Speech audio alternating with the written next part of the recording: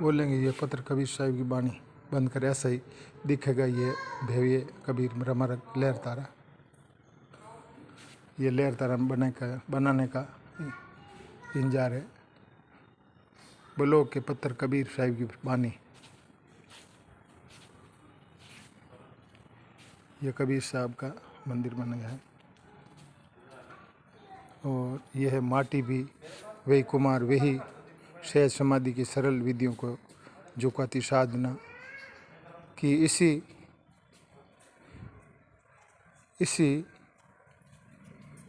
सिद्धपीठ की परंपरा संत गोरा को ये संबोधित मिली थी कि माटी भी वही है और कुमार भी वही है। घटघट में बसा है जो राम, वही चाक के पत्थर में भी है और उसे घुमाती गति में भी माटी के निकारता लोद में वही है और उसके आकर लेते बर्तनों में भी वही इस बन रहे हैं। घट में भी वही है और बन चुके घटों में भी वही है जो बन रहा है, वही भी बना रहा है। वे भी वहाँ इस पेड़ के भी वही पेड़ भी छाए में बैठे गोरा कुमार भी वही है। कबीर साहिब की परंपरा साधना इसी के रास्ते चलकर संत गोरा कुमार ने ये जाना था कि कर दे के ताने बाने को चाक की माटी कोई फर्क नहीं है। कभी तो श्रम मुल्क अध्यम की राय पर चलते हुए साहिब बंदगी सतनाम। और ये कमाली है और कमाल साहब वो सर्वानंद जी बैल भर के लाए और वहाँ पानी पिलाया। साहिब बंदगी सतनाम। अच्छा, ये सर्वानंद जी पंडित बैल लद के आए तो कबीर साहब ने साकी बोली कमाली ने, कबीर का घर शिखर पर जहाँ सिलीली गेल पाँव नहीं टिकले पपिल का खलकित लायो बैल। तो ये सब फोटो लगाया, शाम वेद कुरान गीता राम भागवत। ये सर्वानंद जी पंडित जी आए और यहाँ के क्यों मैं आपसे साक्षात करूँगा। तब कबीर साहब ने पर्चा दिया। ये किताबी दम्भ कुआ यही पानी वही इतिहास कुआ है जिसके पानी में कबीर साहिब की साधना का अमृत घुला हुआ है। दक्षिण भारत के दिव्य विधान सर्वानंद जी को पहली बार इसी कुएं पर अपनी प्यास बुझाने के कर्म से कमाली जैसी आम सी दिखती लड़की ने बालों के जरिए कबीर साहिब की महिमा का आभास हुआ कि कबीर साहिब ने शास्त्रार्थ करने की गर्ज से सर्वानंद जी यहाँ आए थे और विधान के इतने बड़े थे कि उन्हें शास्त्रार्थ में कोई तब तक हरा नहीं पाया और वहाँ भी वे जाते शास्त्रों ग्रंथों से लदे बैल की उनके साथ जाते दूर से चलकर आए थे, इसलिए उन्हें ये बैलों के तेज प्यास लगी हुई थी।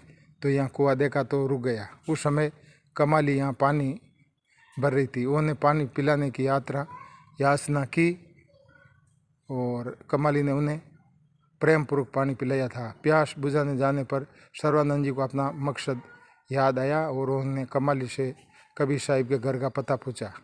कमाली ने बताया तो, लेकिन बहुत गहरे और दार्शनिक अंदाज में कबीर साहिब के दोहे के जरिए कबीर का घर शिखर पर जहाँ से लीली गेल पावनी टिके पीपल का खलकत लायो बैल। आम सी दिखाई कमाली से ऐसे वचन सुनकर सर्वानंद जी दंग रह गए और उनकी चेतना पर कबीर साहिब की महिमा की ये पहली छाप थी। जल्दी सर्वानंद जी शास्त्रार्थ के लिए कबीर साहिब को जा घेरा, लेकिन राजी नहीं हुए। वे कागज लेके के उस पंडित को आंखें देखी की अनुमति करना चाहते थे। सर्वानंद जी बार बार उसकाने पर भी वे तैयार हुए। उन्होंने शास्त्रार्थ नहीं किया और निम्रतापूर्वक अपनी हार स्वीकार कर ली, लेकिन कबीर साहिब द्वारा मंजूर इस हार को भी परंपरा सर्वानंद जी कागज पर दर्ज करा लेना चाहते थे ताकि संदेह नहीं रहे भविष्य में काम आए। सो उन्होंने कागज पर लिखवा कर ले लिया कि कबीर साहिब हारा और सर्वानंद जीता। लेकिन घर लौटते सर्वानंद जी ने जब अपनी माँ को अपनी इस जीत का पट्टा दिखाया चाहे तो वे उन्होंने उस कागज में उल्टा ही लिखा। आंखें खोल दी। कागज विधाता का उनका दम सरचूर हो गया। वे उल्टे पांव भागे दौड़े, फिर काशी में आए और आकर इसी कबीर चौरा परिसर में कबीर साहिब के चरणों में लौट गए और उन्हीं के शिष्य हो गए। आंखें देखी यहाँ के सच है, सामने कागज लेकी। उनकी विधेयता बेनामी हो गई और किताबों उसके लिए इतनी व्यर्थ हो गई कि माँ पंडित होते हुए भी वे जीवन में फिर किसी किताब की ओर नहीं मुड़े। यही सर्वानंद जी आगे चलकर आचार्य सुरती गोपाल साहिब हुए और कबीर साहिब के परिनिर्माण के बाद उन्हें भी इस कबीर चौरा मठ मूल गादी का आचार्य महंत पीठाश्वर नियुक्त किया गया और उन्हीं के हाथों में सौंपी गई कबीर पंथ की बागडोर। ये बात लिखी है। मीराबाई जी का चित्र है, भजन में लीन होते कबीर साहिब नियुक्त संत विवेकाचार्य कबीर पंथ प्रमुख। और यह कबीर साहिब का मूल गद्दी है। यह कबीर चौरा मूल गादी कबीर साहिब की कर्म भूमि और साधना स्थली है। यहाँ से कबीर पंथ की शाखाओं का हुआ, इसलिए मूल गद्दी मठ कबीर पंथ का एक विशाल वर्ष है। लेकिन जड़ मूल को सींचने की बजाय लोग उस पर प्रहार कर रहे हैं और डाली पत्तों को पानी दे रहे हैं। तो ऐसे समय कबीर साहिब ने जीवन दर्शन को कबीर की परंपरा की उसकी बुनियाद में जाकर समझाने अर्थात खींचने की कोशिश की। यह वर्ष जाहिर है तभी इस महान वर्ष से फलों फूलों की प्राप्ति हो सकेगी। सब जीव एक सादे सब सदे, सब सादे एक जाय, जैसे सींचे मूल को शाखा पत्र बधाई। कबीर साहब के जब मूल के सिंचोगे तो शाखा पत्र की कोई ज़रूरत नहीं है। रविदास जी का फोटो है। मन चंगा तो कटौती में गंगा, गंगा बहती लहरों में समय गंगन को चमड़ा भिगोने वाली अपनी उन्हीं कटौती के ठहरे पानी में से ही ढूंढ निकालने वाले संत गुरु रविदास जी के लिए कबीर चौरा का ये परिसर उनका दूसरा घर था। कबीर साहिब की इस ऐतिहासिक साधना स्थली की माटी में गुरु रविदास ने चरणों का रंज भी शामिल है। कबीर साहिब के अन्य सहयोगी रहे संत रविदास जी यहाँ निमित्त आते रहे और यहाँ के संतों ने उनकी निमित्ता सहभागिता थी। यहाँ भी भजन संध्याओं को वे भी अपने स्वर शब्द में समुद्र करते थे। कबीर साहिब का साधनीय उससे आवश्यक करता था, इसलिए यहाँ से अपनी उन एकांत और गृह साधनों के लिए पधारते थे, जिन्हें अपने घर पर जुटते उन समुदाय कारण ये नहीं साध जान पाते। यहाँ से पेड़ों ने बड़े छाई की दी और उनकी तपस्या को तपत भी देखा। वे अपने जमाने में पहुँचे हुए संत थे और रजवाड़ों तक उनका आदर था, मगर कबीर साहिब के साथ साथ चलते हुए भी वे भी उन्हीं तरह जीवन भर अपने पेशागत कर्म के सभी विगत नहीं हुए।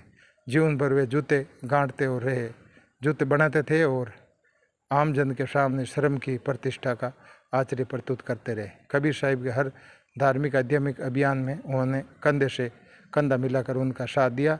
भक्ति आंदोलन में गहराई और प्रमाणिकता प्रदान करने की भी उनका योगदान उल्लेखनीय था। कबीर चौरा मठ मूल गादी साहिब बंद की सतनाम। यह काशी के कबीर मठ में गांधी जी हरिजन बस्तियों को देखते हुए महात्मा गांधी कबीर मठ में गए, जहाँ दर्शनार्थी स्त्री पुरुष भी बड़ी बड़ी भीड़ पहले से ही एकत्रित थी। महात्मा जी आसन पर बैठे जाने के बाद मठ के महंत बाबा रामविलास दास जी ने आपको खदर के रंगीन फूलों की माला पहनाई और खादी का दुपट्टा उड़ाया और चांदी की तस्वीर में 105 तथा 100 धार्मिक पुस्तकें रखकर भेंट की। महंत जी की ओर से श्री संपूर्ण नंद जी मानपत्र पढ़ा और मानपत्र कबीर साहिब निम्नलिखित वाणी के प्रारंभ किया गया। पंडित देखो मन ये जानी, कहूँ देव छूती कहाँ से उपजी, तभी छूत तुम मानी। छूते जीवन छूती अचवन, छूती जगत उठाया, कह कबीर वे छूत वर्जित, जाके संग नहीं माया। मानपत्र अंत निम्नलिखित व्यस्त है। श्री कबीर साहिब की वाणी द्वारा जिस प्रकार छुआछूत का विघटन संसार में फैला है, वे किसी में छिपी नहीं है। आज हम कबीरपंथी कबीर दल आपको उसी कार्य में तब तक देखे अति हर्ष के साथ परंपरा से प्रार्थना करते कि हम आप जैसे संसारिक चिरजीव हैं। मोल श्री वर्ष नीचे बैठकर महात्मा गांधी ने भाषण किया, जिसका आश्रय इस प्रकार है। कबीर साहब महात्मा गांधी ने भाषण दिया। बीजक मंदिर और सार्थक कर्म इशारा प्रमाणित की चेतना की पूंजी के जिस गुप्त रहस्य का बीजक श्रव्य कबीर ने अपनी मूल गद्दी के इस परंपरा में मानव सभ्यता को सौंपा था और उसकी साक्षात मंदिर की ओर सार्थक कर्मठ इशारे का परियात्रा है। रामविलास साहिब का जीवन, यह कबीर साहिब की इस मूल गद्दी के अटूट परंपरा में इसकी आचार्य महंत पीठाधीर संत और अपने जमाने कबीर पंथ प्रमुख थे।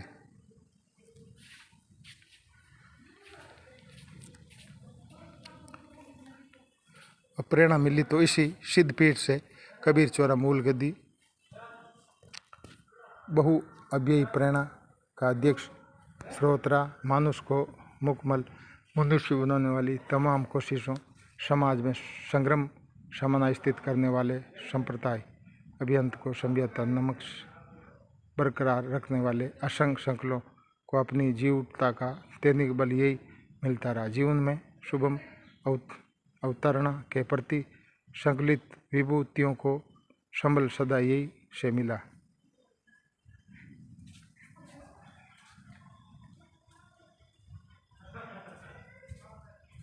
यह फोटो शायद अकलिया भील का होना चाहिए, यह नाम नहीं दिया था। परंपरा सत्य माँ प्रेम। यह कानो सुनी सो झूठ है। यह कबीर चौरा यह सिद्धमिट संत परंपरा गुरुकुल है और ये ऐतिहासिक परिसर के अंदर की विश्वविद्यालय इस महाधाम में आकर कागज लेके ये सब मिट जाता है। कानों से सुना हुआ ये ब्राह्मण ज्ञान झूठा पड़ जाता है। तभी तो संत दरिया साहब पूरे जोर से कह पाए कानों सुनी झूठ सब, वे भी कबीर चौरा मठ मूल गादी से परंपरा से ही दीक्षित है। ये दरिया साहब एक बिहार में हुए थे, उसका फोटो दिया। कर दे पर कबीर नीरू के आकर। ये धना भगत सहज मिला 79। कबीर मठ चौरा में आध्यात्मिक परंपरा में शिक्षित होकर संत सेना नाई को वे अविनाशी संत मिले जो कबीर साहब थे। मिल गया जिसकी तलाश में कोई पूजा करता है तो कोई नमाज पढ़ता है, कोई रोज़ा रखता है तो कोई उपवास। तो धना भगत जी अपना काम करते करते कबीर साहब मिल गए। ये बात लिखी है। माँ सूरी के दमन और सीने के लगा कर लिया गुरु ने। ये कबीर साहब।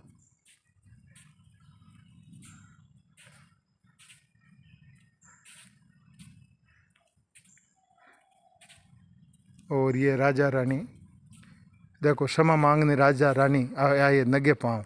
कबीर साहिब की मूल गद्दी के इस परिसर में एक बार काशी नरेश राजा वीर सिंह अपना राजसी छत्र चमर त्याग कर आम आदमी की तरह आ दौड़े थे। आज उनकी रानी थी साथ में और नई राजसी पटक से वादियों की टोली यहाँ इस परिसर में तपसी जमीन पर नंगे पांव थे। राजा हाथ में थी और धारदार कुल्हाड़ी। मखमली गलीजों पर चलते की आदि रानी भी नंगे पांव। सिर पर था एक गट्ठर सूखी खरपत का। दोनों का साझा संकल्प की कबीर साहिब ने यदि माफ़ नहीं किया तो यही उसने आश्रम की इसी सिद्ध भूमि में दोनों जान दे देंगे, अंग अंग काट डालेंगे कुल्हाड़ी से, फिर सरपत की आग में जलकर हो जाएंगे भस्म।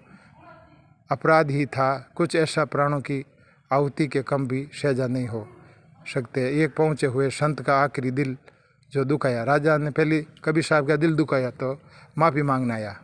यह था कबीर की महिमा सुनकर उनके खिलाफ पुरोहितों ने रोष को मन में दमकर राजा ने उसे दरबार में बुलाया और संतों को भला दरबार को से पाया। साहिबंदगी सतनाम। ये कबीर साहब की समाधि है। आ जाओ।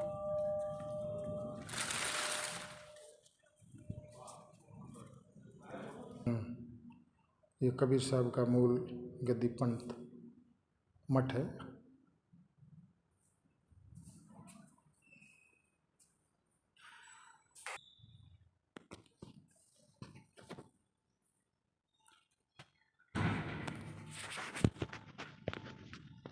हाला और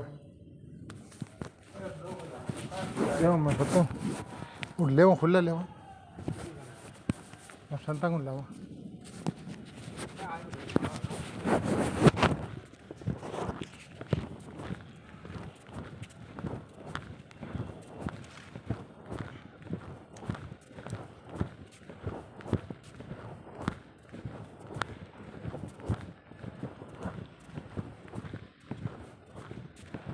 साहब 200 रुपये खुला है क्या? 100 रहा खुला दो दो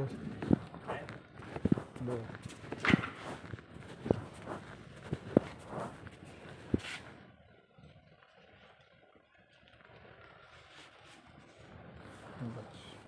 किताब खरीद हैं? क्या किताब लेना? नहीं, साहिब को भेंट करो।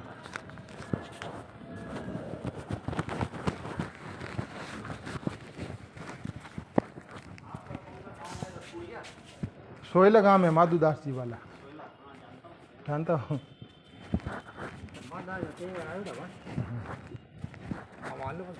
वो दियो साहिब।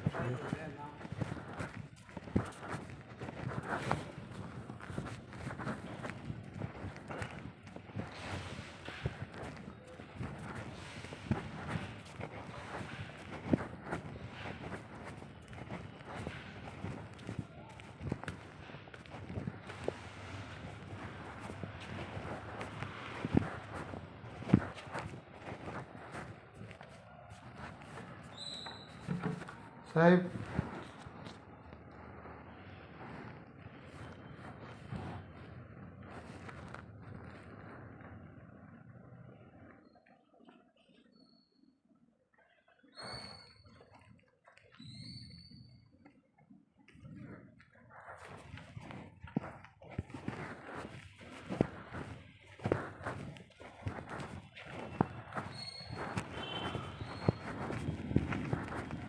साहिब है ही कौन है? मैं अंदर गया पर आंदे दे आंदे दे मेली उड़ा काम आंदे दे संधे न और आप थैला ले ला दे दे शायद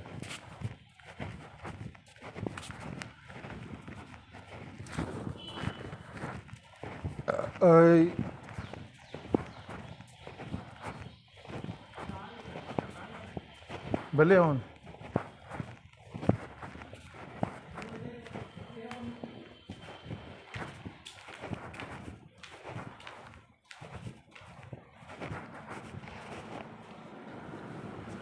साहिब हम जा रहे हैं साहिब, जा रहे हैं। और ये 100 रुपया साहिब को भेंट दे देना। हाँ? साहिब को दे देना। वो मंदिर के अंदर हाँ पेटी में डाल दो। हाँ। मंदिर के अंदर है। हाँ वो दान पेटी में डाल दो।